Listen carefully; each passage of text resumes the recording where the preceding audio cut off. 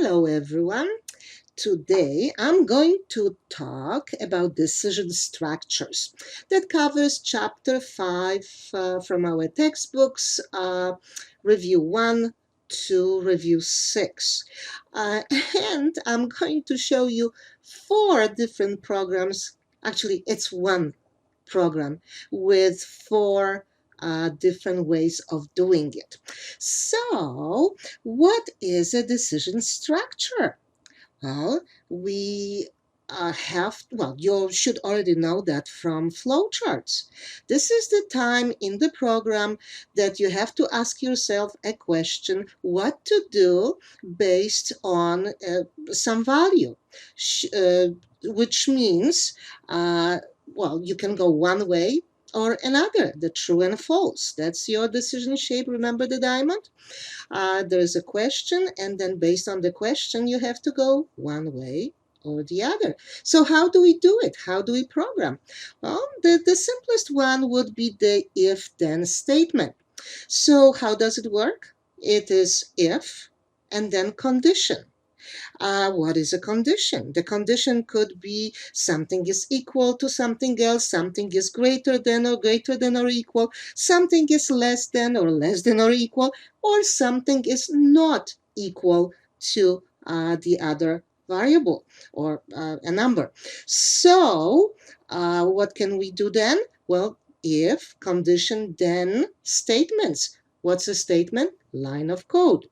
And then we've got the and if. You should by now have seen those structures through the PowerPoint. But if you haven't, well, let's look at my example. This example I'm going to use 4 times, and in all 4 times you'll have different coding. Yes, that's how it is in computers. You can do the same thing differently, and that's good because we are all different. We have different ideas how to do things, and why not? That's how we should. Well, let me show you the first one. The first one is the nested if example. Example of what? You are going to enter your mark, and based on this mark, I'm going to evaluate, is it great, excellent, good, or not good? All right. As you can see, based on this mark entered, the computer has to figure out what answer to give, to go this path, or another. And let's see what I have on my form. So first I changed the form text property. I added a label called LBL prompt. I added a text box. This is the object that the user is going to use to input the mark.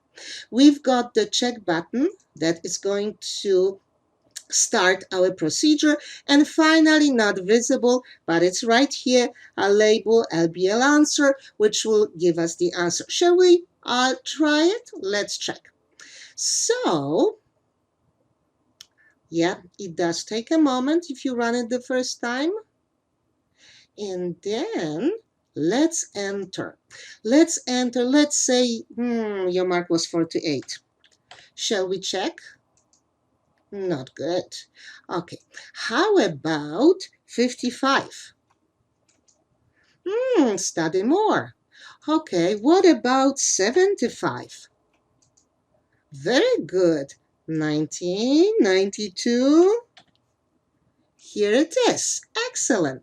So, as you can see, based on your mark, you are going to get a different answer. How did we do it? Well, let me show you. First, let's close this and let's go to our program.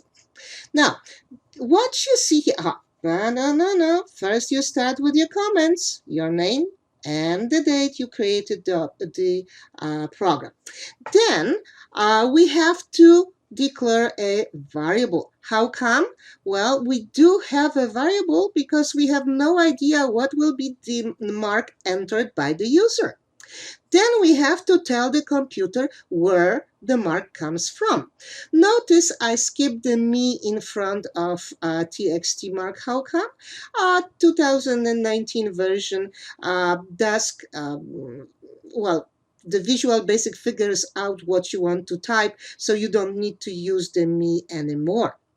Now, let's see what's next. Oh, okay. Remember what I told you? If, then we've got the condition. Here we've got int mark is greater than or equal to 90. Then what? Then our label, the text property of the label is going to say excellent. Then we've got else. Remember, there are some rules when we do the if statements. First, sometimes we don't have else. Okay, for example, if the sum of the addition is greater than 100, then display it. Otherwise do nothing. So we'll just do if sum is greater than 100, then LBL answer whatever the variable. Now, so I mean display the variable. In this case, we've got the else, but not just one, and another, and another. Watch, it looks kind of like a Christmas tree on the side. If, else, and if, else, and if, else, and if. Okay, this is called nested. How come? Because as you can see, this if is inside of this if, which is inside of that if. Lots of coding. Okay, I wanted to show it to you. It's just a basic if, else, and if inside of another. Do I personally do it? No, but wait just a second. Let's finish the code. So here it is. If it is greater than 90, then excellent. Otherwise, if is greater than 70, then show this. Otherwise, if it's greater than or equal to 50, do this. And else, what is else? Whatever left. Okay, so here we covered everything between 0 and 100. Those are the marks that we usually get. Now, then of course we've got the text change procedure. Remember why? Because we don't want the previous message in the answer label before we actually click on the button. Okay, so this is the first way of doing this particular program. Let me show you how I usually do it. So, File, Open, Project. Which one? Now I'm going to show you the if, then, else, if. Oh, that's something new. You haven't seen else if yet. And yes, it is else if. It's not else elf, as some people might think. That's the I, not the L. All right, so let's look. Oh, nice, isn't it? It's much shorter than the other one. There's no extra ifs. There's only one and if. There's only one if. Okay, so what's going on? Same stuff. Name, date. We declare the variable. We tell the computer where the variable value comes from. It comes from the text box. And now we decide. If the mark, then you see the condition. If the mark is greater than 90, then what? Then answer is excellent. And watch this.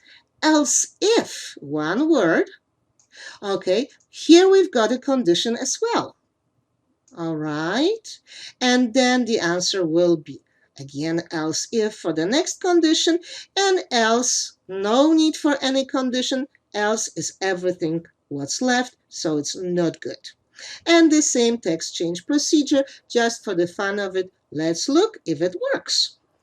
All right, so the same marks, let's say, well, the same, I don't even remember if it was 48 that I tried before. Not good. How about 52? Yeah, those are different marks, but still you can see the same outcome.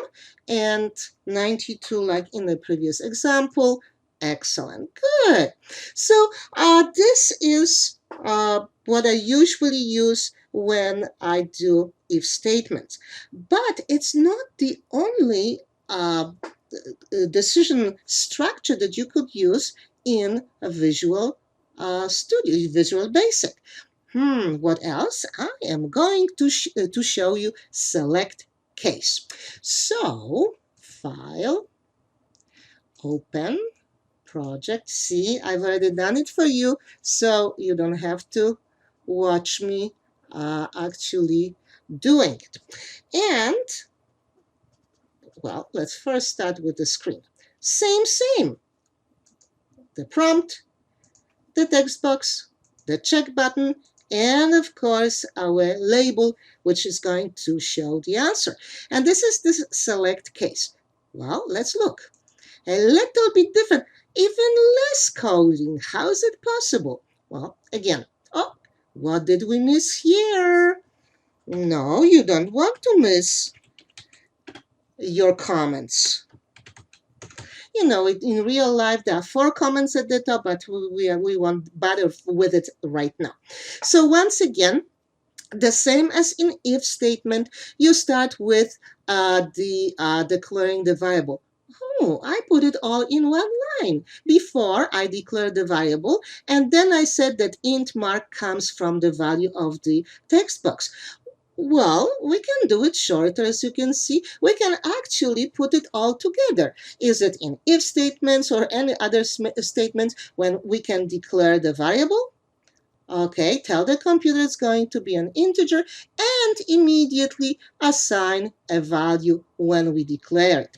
So the value comes from the text property of the text box. Okay, this is something new. This is a new format. Select case. Notice we are using the int mark.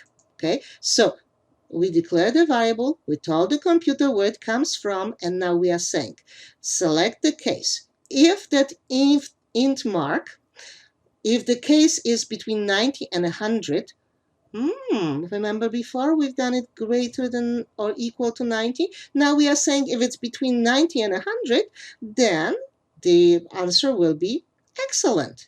Between 70 and 89 is very good. 50 and 69 study more. And it even has a case else, the same as the else in the if statement. And we've got the not good and select. So the format select case and select ends it. The same way as with if, you had end if. And notice the same text change procedure as before. Okay, so this is select case. Now, is it possible to use select case and use greater than, less than, and so on? Yes. How? We are going to use case is. Notice here we've got from to. Don't forget to put that word to. Dash or hyphen is not going to work. You have to put the word to. Check in your textbook the other ways of doing it with a comma when you select 2 different values. All right, so check it. But let's look at case is now. So remember, here we've got select case, the variable, and then we are setting cases from to, and there's case else for everything else, and select. Let's check the last one. Yes, the last one for today. So let's go File, Open, Project. This time I'm going to go for select case is. Yeah. Of course, we have to save the one from before. Because I made changes right now. You are seeing the same thing. The only difference is in the text property of the form. So now we are using case is. Same text box, same prompt, same button, same the answer label. And I won't even bother with running. Believe me, it runs exactly the same. So what have I done? Same thing. First, declare the variable, give it a value, and then watch. Yes, I can use greater than or greater than and equal, but this time to the word case, I'm adding the word is. So if you want to say that the case is from to, then you have to say case, number 2 number. But if you are not sure what the ending or whatever, well, you can use the greater than. Case is greater than. Oh, so this looks very similar to what we used in if statements when we use greater than 90, greater than 70, greater than 50, and case else, and a text change procedure. So this covers reviews 1 to 6 in your textbooks. Have fun and enjoy.